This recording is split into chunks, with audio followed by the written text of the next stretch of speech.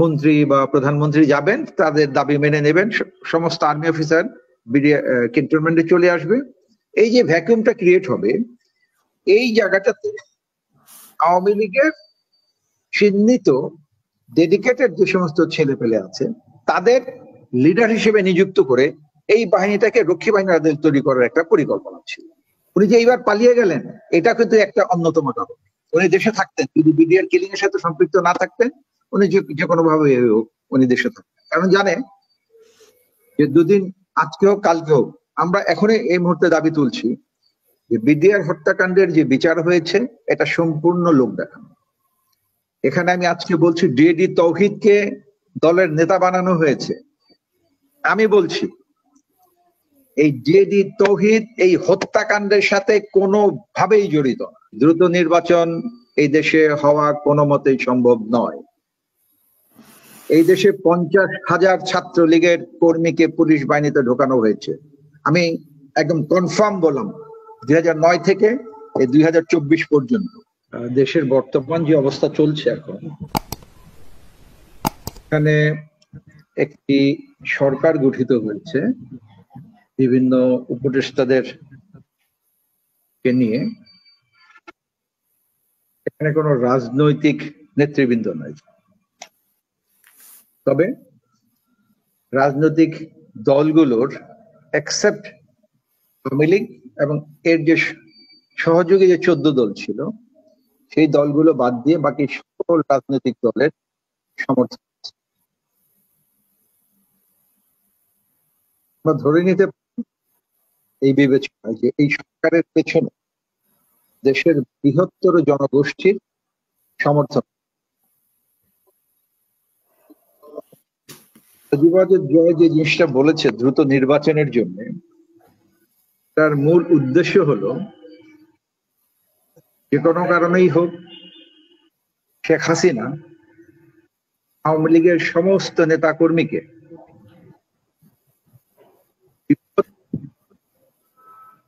এবং সংকটের ভিতরে ফেলে দেশ থেকে পালিয়ে গেছে। কোন রাজনৈতিক দলের নেতা আর কর্মীদের, তার দেশবাসীকে এভাবে ফেলে শুধু নিজের নিরাপত্তার কথা বিবেচনা করে পালিয়ে যায়, এটা আসলে আমি আমার কোনো নলেজে নাই।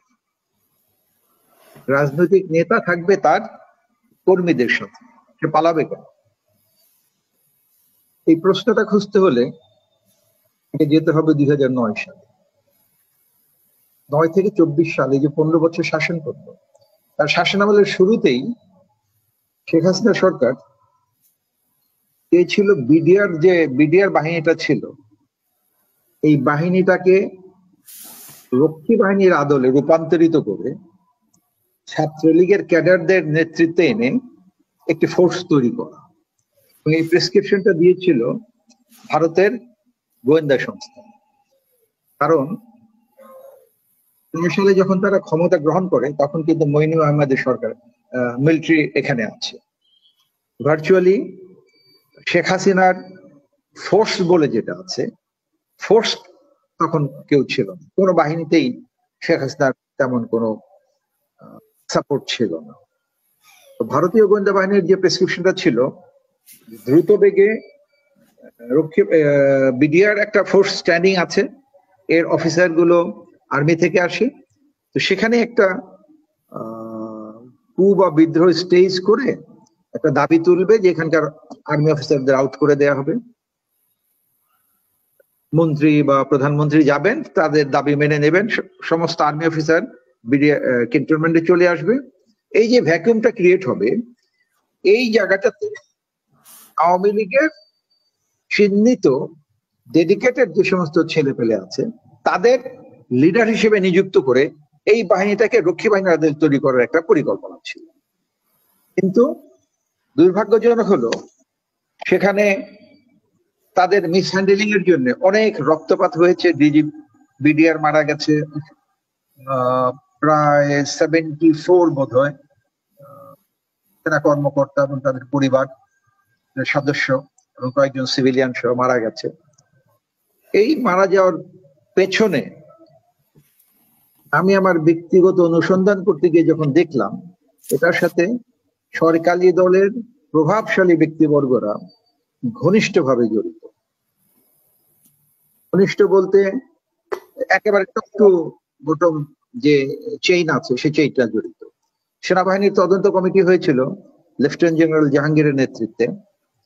তো সেই তদন্ত কমিটির মাধ্যমে তদন্ত হয়ে সম্পূর্ণ পিকচারটা চলে এসেছিল, কিন্তু সরকার সেই তদন্ত কমিটির রিপোর্ট থেকে আউট করতে দেয়। ফলশ্রুতিতে কি হলো দেখেন, এই প্রত্যেক বছর আমি বিডিআর এর এই ইস্যুটা নিয়ে দেশবাসীর কাছে এক্সট্রা প্রেজেন্টেশন দিতাম। এক পর্যায়ে গিয়ে 2012 সালের মিডনাইটে এই যে আপনার বিভিন্ন বাহিনী যখন এই যে গুম করে নিয়ে যায়, তখনও কিন্তু এই গুমটা শুরু হয়নি। প্রথম গুম শুরু হয়েছিল ইলিয়াস আলীতে, মানে আপনারা অফিসিয়ালি জানেন এপ্রিল 2012 প্রথম গুম হয়েছে, মানে ওপেনলি। কিন্তু সেই গুমের আগে ফেব্রুয়ারি 12 মিডনাইটে আমার বাসায় গিয়েছিল, আমার গুলশানের বাসায়। এখানে রাত 2টার সময় গিয়ে আমার দরজা ভেঙে আমাকে ওখান থেকে কিডন্যাপ করতে চেয়েছিল 24শে ফেব্রুয়ারি। কারণ 25শে ফেব্রুয়ারি বিএনপির একটা সেন্ট্রাল প্রেজেন্টেশন ছিল বিডিআর এর উপরে, যেখানে আমি মূল বক্তব্যটা দিব ম্যাডাম খালেদা জিয়ার সামনে। তো সেই বক্তব্যটা যেন আমি না দিতে পারি, আগের রাতে মিডনাইট আমাকে কিডন্যাপ করতে। আল্লাহর অশেষ মেহেরবানি, আমি দরজা না খুলে আমি মিডিয়ার লোকগুলোকে ডেকেছিলাম। টিভি ক্যামেরাম্যান চলে আসাতে ওরা সেদিন চলে যায়, সেই যাত্রা আমি বেঁচে গেলাম। কিন্তু এই ঘটনার পর থেকে সেনাবাহিনীর সমস্ত ক্যান্টনমেন্টে আমাকে অবাঞ্ছিত ঘোষণা করা হলো।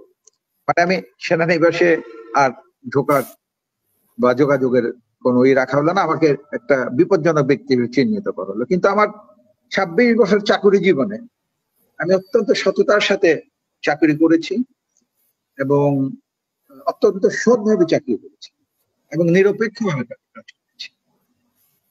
আজকালকার যে সমস্ত সেনা কর্মকর্তাদের দেখি যে তারা মন্ত্রীদের সাথে সখ্যতা করতে উন্মুখ হয়ে যায়, মন্ত্রীরা কোনো রিকোয়েস্ট করলে সেটা কমপ্লাই করার জন্য ব্যতিব্যস্ত হয়ে যায়।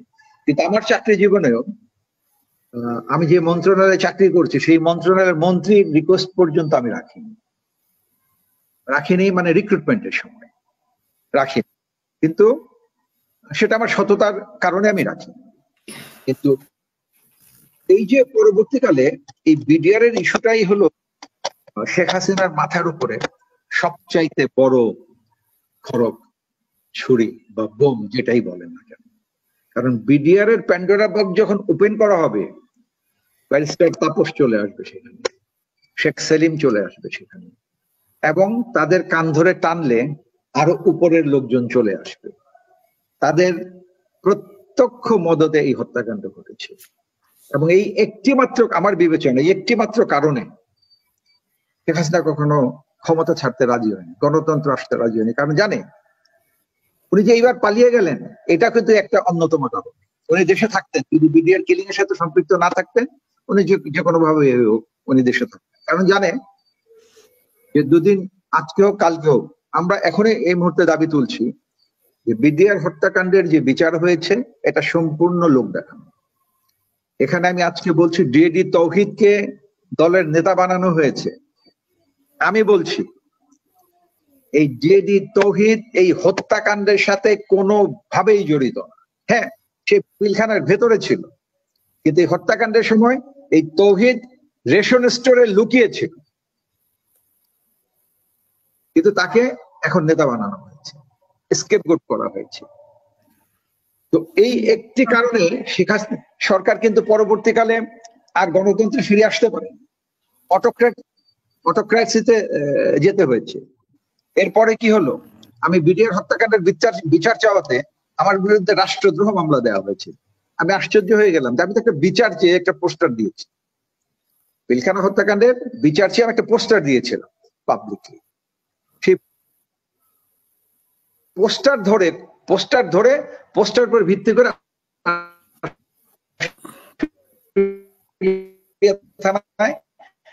আমার বিরুদ্ধে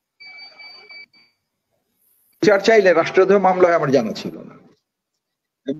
পরে 2018 সালের 25শে জুন মধ্যরাতে গুলশানে আমার বাসার দরজা ভেঙে গোয়েন্দা বাহিনীর লোক, সাথে ডিবি এবং গোয়েন্দা বাহিনীর লোক যেই মাইক্রোবাসটা নিয়ে গিয়েছিল, আমি কৌশলে সেই মাইক্রোবাসের সামরিক যে নাম্বারটা, আজকে আমি এই প্রথম আমি ওপেনলি বলছি, সেই নাম্বারটা ছিল, মাইক্রোবাসের নাম্বারটা ছিল BA 453069, কিন্তু এর বাইরে নাম্বার প্লেট লাগালে সেগুলো একটা সিভিল নাম্বার লাগানো ছিল। আমার বাসার, গুলশান বাসার দরজা ভেঙে মাঝরাতে আমাকে তুলে নিয়ে আসে, আমাকে দিয়ে ডিবি অফিসে রেখে তারেক জিয়াকে সম্পৃক্ত করে একটি স্বীকারোক্তিমূলক জবানবন্দি দেওয়ার জন্য প্রেশার দেওয়া হয়। আমি যদি সেটা না দেই, তাহলে আমি যদি সেই স্বীকৃতিটা না দেই, তাহলে আমার ওয়াইফ এবং আমার মেয়ে, যেই মেয়ে ডেইলি স্টারে তখন জব করত, তার বিরুদ্ধে ডিজিটাল সিকিউরিটি অ্যাক্টে মামলা হবে। এছাড়াও আমার বিরুদ্ধে অসংখ্য মামলা দেওয়া আছে। এই সরকার, আমার CMH এর যে একটা চিকিৎসা ব্যবস্থা ছিল, আমি আমার ওয়াইফ, আমরা এন্টাইটেলড, আমার সেই সুযোগটা নিয়ে যাওয়া হয়েছে।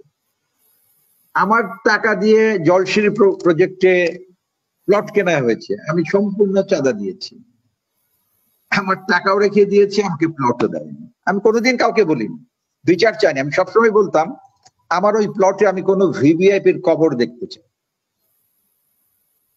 আমার প্লট দরকার নেই, ওখানে যেন কোনো ভিভিআইপির কবর। অনেকে জিজ্ঞেস করতো, দোস্ত কার কবর?